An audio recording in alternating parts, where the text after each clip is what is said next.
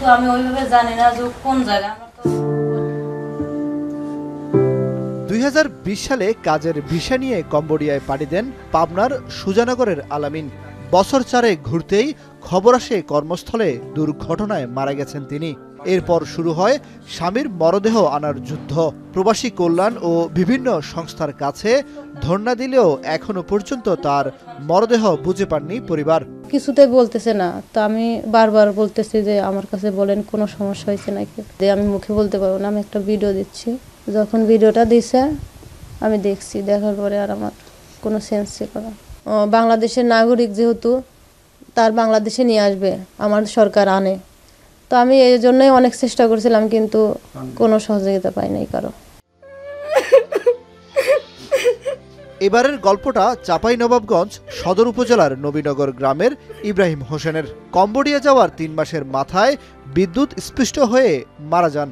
ছেলের শোক ও মরদেহ দেখার অপেক্ষায় থেকে থেকে 4 মাস পর মারা যান মা মুর্শেদা বেগমও। সংশ্লিষ্ট দপ্তরে আবেদন করার পর কেটে গেছে প্রায় 14 মাস। এখনও দেশে আসেনি ইব্রাহিমের মরদেহ। স্ত্রী রাবেয়া বেগম, 2 সন্তান ও তার পরিবার এখনও শেষবার এই প্রবাসীকে দেখার অপেক্ষায় দিন পার করছেন। মারা গেছে ওইটাই বলেছে। আজ 1 বছর 4 মাস হলো, আজ পর্যন্ত কোনো খোঁজ খবর নাই। ছেলে পিলাকে দেখায়নি, নিজকেও দেখায়নি। ওরা টাকা চেয়েছিল থেকে যে 17 লক্ষ টাকা হলে আসবে, তাই বলেছি। লাস্ট আনার ব্যবস্থা করে দিতে হবে, আর যারা নিয়ে গেছে তার কোনো ব্যবস্থা হবে।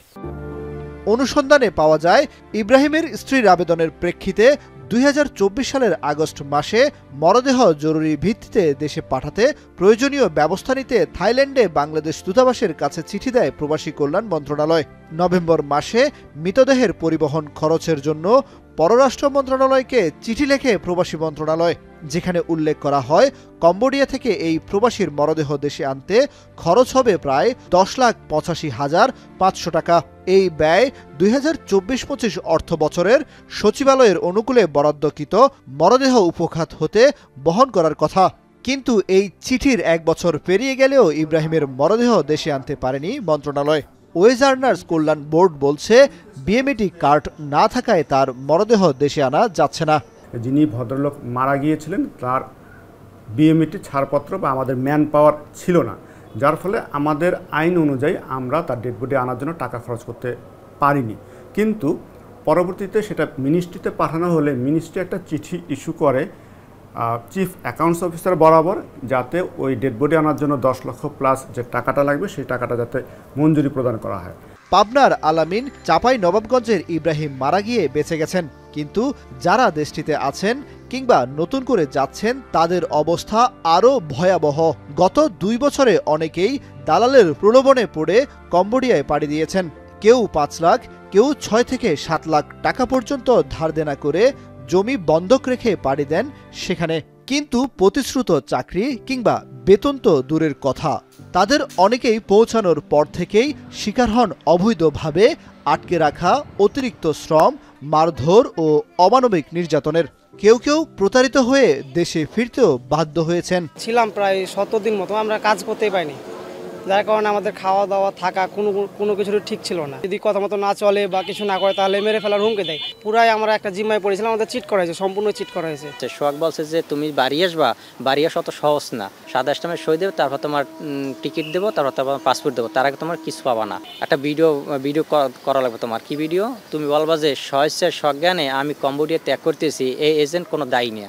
জনশক্তি কর্মসংস্থান ও প্রশিক্ষণ ব্যুরোর তথ্য বলছে চলতি বছরের জানুয়ারি থেকে নভেম্বর পর্যন্ত কম্বোডিয়ায় 9,356 জন শ্রমিক পাঠিয়েছে বাংলাদেশ। অভিবাসন সংশ্লিষ্টরা বলছেন বাংলাদেশের জন্য এই শ্রমবাজার সম্ভাবনাময়, তবে নজরদারির অভাবে কর্মীদের কর্মসংস্থানের অনিশ্চয়তা তৈরি হবে।